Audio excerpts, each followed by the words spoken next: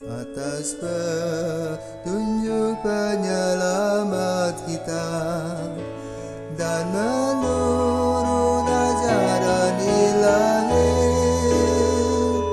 maka beranilah kita bernyanyi. Bapa kami yang ada di surga, dimuliakanlah namamu. Saudara-saudara terkasih, selamat pagi. Salam jumpa lagi dalam Sabda Siap Saji, Minggu 10 Oktober 2021, hari Minggu biasa ke-28. Marilah kita berdoa dalam nama Bapa dan Putra dan Roh Kudus. Amin. Bapa penuh kasih, Engkau adalah Allah yang setia.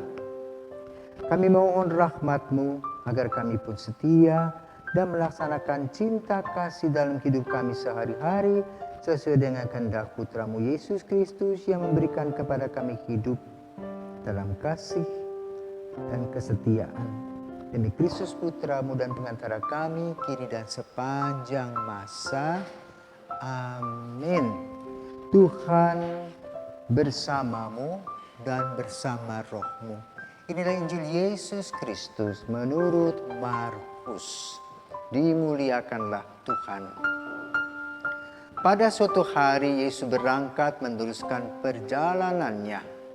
Maka datanglah seorang berlari-lari, mendapatkan dia dan sambil berlutut di hadapannya ia bertanya, "Guru yang baik, apa yang harus kuperbuat untuk memperoleh hidup yang kekal?" Jawab Yesus kepadanya, "Mengapa kau katakan aku baik? Tak seorang pun yang baik selain Allah. Engkau tentu mengetahui segala perintah Allah.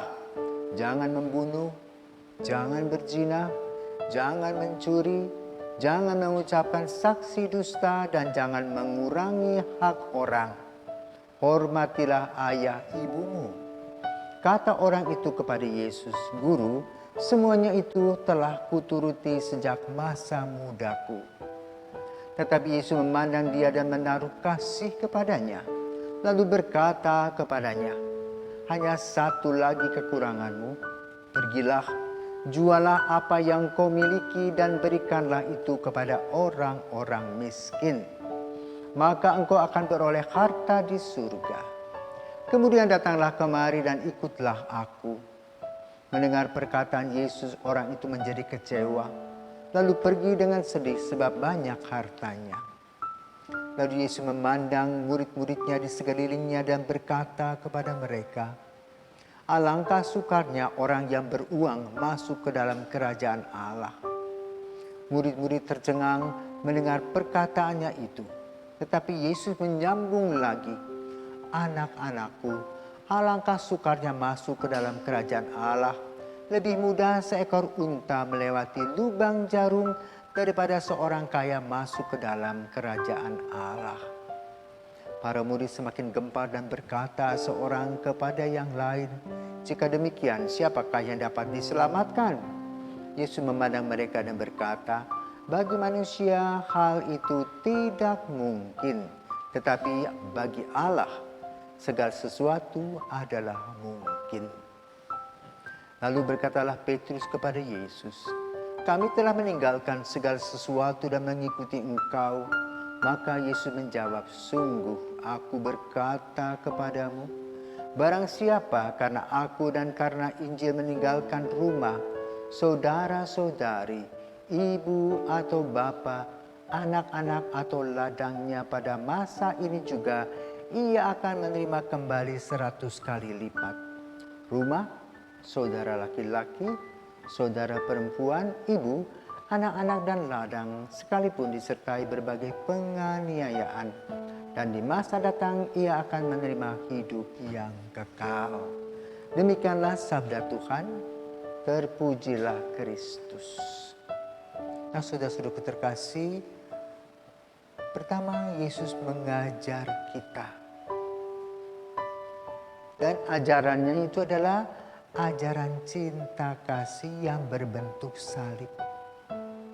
Secara vertikal, Tuhan dan manusia, manusia dan Tuhan, dan juga secara horizontal manusia dengan manusia lainnya. Maka di dalam 10 perintah Allah, 3 yang pertama adalah untuk Tuhan dan 7 yang lain adalah untuk manusia. Humanistis. Demikian pula hukum kasih yang diajarkan Yesus. Kasihilah Tuhan Allahmu dengan segenap jiwa, akal, dan budimu. Dan cintailah sesamamu bahkan musuh-musuhmu. Inilah rumus yang diajarkan oleh Yesus kepada kita. Nah, lalu bagaimana pelaksanaannya? Kalau kita perhatikan, gereja Katolik sudah berusia 2000 tahun. Di manakah kekuatannya? Kekuatan para anggota gereja inti yang disebut paus, kardinal, uskup, para imam, para biarawan-biarawati adalah lepas bebas. Hidup dalam satu komunitas, tidak memiliki milik pribadi. Maka semuanya dituangkan dan diserahkan kepada komunitas tersebut. Dan hal ini mengikuti komunitas pertama dalam gereja, yaitu komunitas para rasul. Maka dalam kisah para rasul digambarkan bagaimana para murid menaruh semua barang-barang miliknya di kaki Yesus. Maka lalu rumusan inilah yang menjadi kekuatan gereja. Yaitu apa? Kita kenal ketiga kaul: kemiskinan, kemurnian, ketaatan. Dan itu merupakan sebuah perbandingan dengan pengalaman Yesus di padang gurun. 3 tak, yaitu tahta. Tahta berkaitan dengan ketaatan. Harta berkaitan dengan kemiskinan. Wanita berkaitan dengan kemurnian. Dan itulah yang dipakai setiap orang yang ingin memberi diri seutuhnya bagi Yesus menjadi pelayannya. Tanpa ini gereja Katolik tidak ada, bukan sebuah kekuatan. Yang kedua adalah panggilan. Seperti seorang pemuda tadi yang bertanya kepada Yesus, ia merasa mempunyai panggilan dan merasa dirinya tidak aman dan nyaman. Maka dia datang kepada Yesus dan bertanya, bagaimana hidup yang baik? Yang hidup yang baik sebetulnya satu, mencintai diri sendiri, karena diri sendirilah yang harus menikmati hidup. Karena apa? Dengan memelihara diri sendiri kita bersyukur kepada Tuhan untuk kelahiran kita. Karena kelahiran ini amat sangat berharga.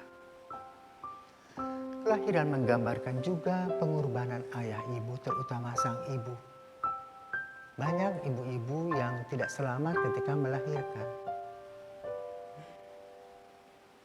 Maka kita harus bersyukur, berterima kasih kepada orang tua kita yang sudah menjadi jalan untuk hidup kita. Lalu kita juga diberikan sesama, maka kita hidup satu sama lain dalam cinta kasih. Suami istri berjanji seia sekata sehidup semati dalam kesetiaan untuk mencintai keluarga secara harmonis. Ini yang penting. Yang kedua, berbagi dengan orang lain yang mengalami kesulitan. Itulah uraian atau aplikasi dari cinta kepada Tuhan. Injil hari ini membicarakan tentang hal itu. Kan itu gereja, khususnya para pemimpin gereja perdana merefleksikan apa yang penting, apa yang perlu, apa yang harus diserahkan untuk gereja. Maka boleh dikatakan gereja Katolik itu gereja yang kaya. Karena setiap orang membawa apa yang dia miliki dan tidak menggunakannya secara pribadi. Yang kedua adalah menjawab panggilan Tuhan. Tadi pemuda tadi merasa tidak aman dan nyaman, dia merasa dipanggil oleh Tuhan dan dia datang mencari Yesus. demikian pula orang-orang yang dipanggil oleh Tuhan datang dan mencari Yesus. Dan boleh dikatakan, orang mengatakan blow on, bodoh secara dunia. Mau ikut saja seperti dicucuk hidung. Tetapi kalau tidak mengikuti Yesus, maka hidupnya hampa dan hambar. Karena itu, pada saat sekarang kalau kita berbicara tentang panggilan, cukup banyak panggilan yang terlambat. Orang-orang yang sudah sukses dalam usaha, dalam studinya, lalu merasa hidupnya tidak merasa aman dan nyaman, lalu bergabung dengan Yesus. Tapi lalu rumusnya apa? Tetap setelah waktu mau masuk, meninggalkan semua hartanya. Bisa membagi-bagikan kepada orang-orang miskin, bisa menyerahkan kepada komunitas baru yang akan dia gabung. Dan dia di sana melepaskan semua ikatan-ikatan yang berbau dunia. Barang siapa masuk dalam jajaran kepemimpinan dan dia masih terikat dengan harta dunia ini, maka hidupnya tidak merasa aman dan nyaman. Kenapa? Dia berbohong, tidak jujur. Kalau memang dia mau lepas bebas, maka dia percaya kepada penyelenggaraan Tuhan. Dia percaya bahwa Tuhan menyelenggarakan Deus Providebit seperti Abraham. Orang yang mengikuti Yesus harus berani berkurban melalui tadi kemunian, ketaatan, kemiskinan. Dan ia akan menerima hidup yang kekal. Artinya apa? Hidup dalam kebahagiaan. Semoga kita pun sebagai pengikut Yesus boleh mengikuti Yesus dengan lepas bebas dan terikat hanya kepadanya, dan Yesus akan memenuhi semua keperluan dan kebutuhan kita. Maka kita berdoa, Yesus terima kasih untuk kasih setiamu. Yesus terima kasih untuk apa yang Engkau berikan kepada kami setiap saat. Terlebih Engkau memberikan kepada kami kekuatan manakala kami mengalami kesulitan dan masalah. Terima kasih. Tuhan memberkati kita.